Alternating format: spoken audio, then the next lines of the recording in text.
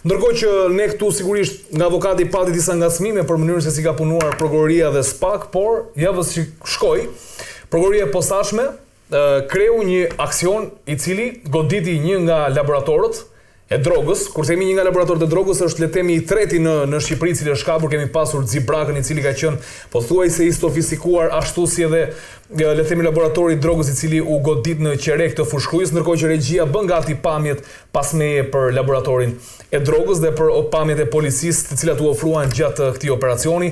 U arrestuan 10 persona, 7 shtetas shqiptar, mes tyre kemi pasur edhe 3 ndjes, kanë qenë 7 shtetas shqiptarë dhe 3 të tjerë 10 në total, 3 ekspert, të cilët merreshin me nxjerrjen e kokainës, e cila kishte ardhur në 48 ton lëkurë kafshësh lëkurë gjedhi, të cilat kishin ardhur në emër të një kompanie e cila ishte kamufluar si një kompani që do prodhonte këpucë. Sigurisht është një operacion i cili ka qenë i koordinuar në bashkëpunim me autoritetet spanjolle, pra kanë qenë ato të cilat i kanë dhënë indicjet kryesore prokurorisë posaçme se ku do duhet të godisnin. Por unë do doja të merrja më shumë detaje nga Aida për këtë çështje.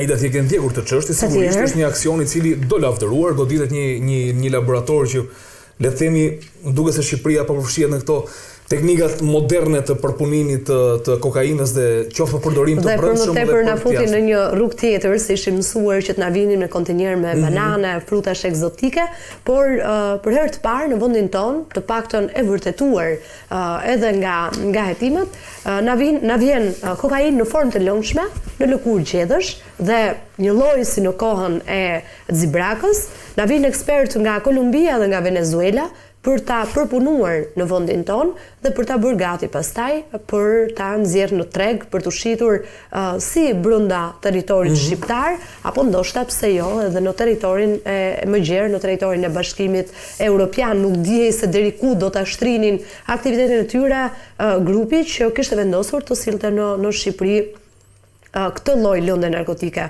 Aldi Zonja, një 37 vjeçar, pa precedent të mëparshëm penal, por i njohur si një djalë problematik, të paktën sa i takon pjesës së lojeve të fatit edhe të fajdeve në vendin ton. Në kohën e pandemisë, pasi mori një vizë për të shkuar drejt Amerikës Latine, mbeti atje ku dyshohet se lidhet dhe kontaktet me trafikantët e drogës, duke krijuar edhe një skemë se si do ta sillnin lëndën narkotike në shtetin shqiptar dhe u lidh më pas me miqtë e tij që kishte në Shqipëri për të hapur fillimisht kompaninë me lëkurën e gjedhve që do të sillnin për të prodhuar këpucë në shtetin shqiptar, duke përdorur një banesë në zonën e Qerekës, që ishte praktikisht një mobileri dhe në katën e saj të parë u shndrua më pas në një laborator droge, që u gjetën edhe lëkurët e gjedhve, dhe më pas sigurisht ndërtuan kanë pas dy ambiente ndihmëse. Patjetër, një në zonën e Kodrës së Diellit dhe një në zonën e kur e mendon kanë zgjedhur vërtet pigakyçe. Duke zgjedhur pikërisht Qerekën si zonë në të cilën do të ngrinin laboratorin kryesor, pasi është mes aeroportit të Rinasit dhe portit të Durrësit dhe nuk ngrihen as dronët për të verifikuar dhe për të këshyrur çfarë fshihet në atë zonë, në atë territor. Në shtator të këtij viti u soll edhe ngarkesa e parë me lëkurë gjedhësh në vendin ton, ngarkesë e cila u mbajt në vëzhgim nga autoritetet spanjolle. Këto vite filluan punën. Dhe me njërë pas ngarkesës së parë kanë bërritur në territorin tonë edhe 3 shtetas, 2 nga Venezuela dhe 1 nga Kolumbia, të cilët do të përpunonin të gjithë lëndën e cila sillej e tash dhe njëherë e lëngshme e fshehur në lëkurët e gjedhve do të përpunojë këtu me të gjitha materialet që këta të fundit përdorin si njohës të mirë të përpunimit të kokainës. Në deklaratën e tyre dhënë përpara prokurorisë posaçme, 3 shtetasë të huaj kanë thënë që kemi ardhur për të mbjellur flok, por sigurisht nga hetimet e bëra nuk rezulton kështu. Autoritetet spanjolle dhe DEA amerikane kanë spikatur dhe një transport të dytë që do të bëjë pikërisht në nëntor dhe kanë pritur të bëhej ky transport i dytë i lëkurëve të gjedhve që të bënin dhe goditjen Dhe pikërisht, ditën që është bërë goditja, ka ardhur edhe ngarkesa tjetër me lëkurë gjedhësh, apo një ditë ose 2 ditë përpara, një ngarkesë e kontrolluar, ka shkuar në destinacion që është zbuluar dhe baza e Qerekës. Sigurisht në bashkëpunim me prokurorinë e posaçme janë mbajtur në vëzhgim që nga shtatori e deri tani edhe të gjithë personazhet e tjerë të përfshirë në këtë aktivitet kriminal, duke zbuluar më pas lëvizjet që ata bënin nga kodra e diellit dhe në ambiente të ndryshme në Tiranë, pikërisht për të postruar në sy të policisë, ku në secilin vend kishin edhe mini laboratore, le të themi, të lëndës narkotike. Dhe është përndanin më pas të treg dhe sot jemi në situatën ku koka i konsideruar, të konsideruar 2 kokat e grupit janë të arrestuar e po ashtu dhe të gjithë bashkëpunëtorët e tjerë të përfshirë në këtë skem të mirëfillt trafiku të lëndëve narkotike, por ajo që nuk dihet është se kush janë personat me të cilët kishin lidhur kontakt në vendet e Amerikës Latine. Dhe kjo do duhet ndoshta të ishte një tjetër gjë e re. Pra kush janë bosët e vërtet në këtë histori. Jo, ka pas një diskutim kur e mendon për sa i përket kush mund të jenë financuesit, se të mund të ketë pasur këtu në operacionin e bërë nga prokuroria e posaçme thuhet që financuesit e këtyre laboratorëve ishin pikërisht të arrestuarit, por gjithsesi një kontakt atje e kanë. Dhe ndoshta do të kemi dhe hetimet më teshme që do të nxjerrin në pa edhe një lloj, pavarësisht se ne kemi shumë shtetas shqiptar të cilët janë të etiketuar që ushtrojnë aktivitetin e tyre në vendet e Amerikës Latine, kemi të arrestuar që edhe nga burgu vazhdonin Dritan Recepin për shembull, që vazhdonte të drejtonte kartelet më të mëdha të kokainës nga Amerika Latine drejt Bashkimit Evropian, kështu që është fare e thjeshtë të krijohet dhe linja, por ajo që duhet hequr si pikpyetje është nëse linja ka qenë me shqiptar apo me njerëz të vendeve të Amerikës Latine. E qartë. Avokat, këto janë minutat e fundit dhe unë po t'i dedikoj ty për sa i përket këtij operacioni. Do ta nis me pyetjen. Kam dhe një pyetje nëse do ma lavdërosh spakun këtë herë për sa i përket këtij operacioni, por pyetjen do ta nis tu. Si ka mundësi që arrin deri në pikën që neve ndërtojmë laborator të droga, ndërkohë që kemi pasur një eksperiencë dhe amerikane, po ashtu dhe autoritetet gjermane goditin laboratorin e Zipragës.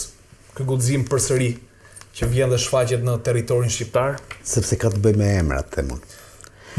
Në rastin konkret, pothuajse gjithmonë në emrat e botës krimit ja kanë qenë ata domethënë që kanë qenë le të themi në objektivin kryesor të policisë apo të organeve të hetimit. Edhe në rastin e Zipragës në shumë raste të tjera, domethënë kanë qenë pikërisht njerëz të cilët kanë pasur një të shkuar kriminale ose të marrë me narkotik. Në rastin konkret, të gjithë personat të cilët janë arrestuar nuk është se kanë qenë njerëzit e kulluar, e ngjëj, por sigurisht nuk kanë qenë emra me peshë të madhe në. Shiko, në djenin time vetëm 2 prej tyre nga 7 kanë pas precedente penal. Po, edhe pjesa tjetër kanë qenë pa precedent. Që do të thotë që edhe fakti që janë kapur kjo sasi droge lidhet pikërisht me faktin domethënë që këta kanë qenë rishtar, riosh në botën e krimit, të rinj. Sepse unë nuk besoj Andi që në një vit që s'ke dëgjuar fare të kapje droge në portin e Durrësit nuk pas ka hyrë asnjë gram aty.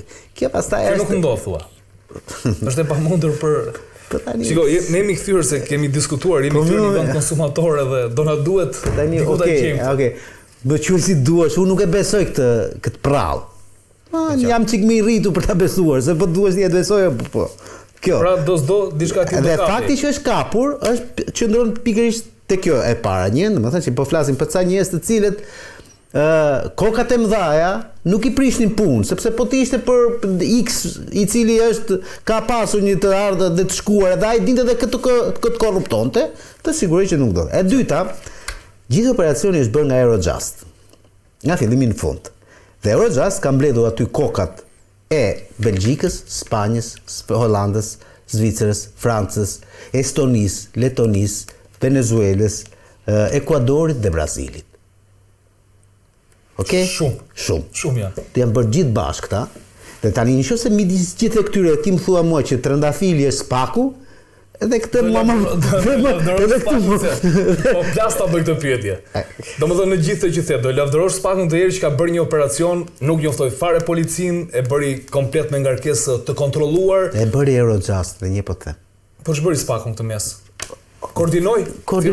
Po, ndodhi në territorin shqiptar, ishte i detyruar për shkak të le të themi kompetencës territoriale. A çoi gjend SPAK-u për të mbikëqyrur ku ndodhin këtë laborator? E bëri Eurojust dhe një po të them. Ishin agentët e Eurojustit që u morën nga fillimi deri në fund. Nga erdhi atje dhe deri këtu. Agent shqiptar Ronald. Apo thjesht i shoqëruan agjentë Eurojustit të DS amerikane. Po prap kanë qenë këta si më thon, Andi, në momentin kur ti ke drejtorin e madh, ti tani nëse je portieri aty edhe marr pjesë, po ti mos u bëj si më katolik se papa, po të them tani. Unë po them, gjithë drejtimi i këtij operacioni është nga Eurojust dhe nga gjithë to le të themi prokuroria e këtyre vendeve të sapo citova. Në rregull. Do që ti vendosësh SPAK-ut një lloj dekorate spalete, vendosi me ta jap falas. Pra edhe këtë herë nuk ma vlerësove. Atëherë, unë të thasë një herë. Për logjikën time, në momentin ku ky SPAK-u, nuk do ketë dy anësi për të njëjtë vepër penale ndryshe vetëm për Andin dhe ndryshe për mua. Dhe në momentin kur ky SPAK-u do marrë një çështje nga ajo të zhëja ta bëj vet, unë do ta dërkras jo me 2, po me shumë duar nëse kam.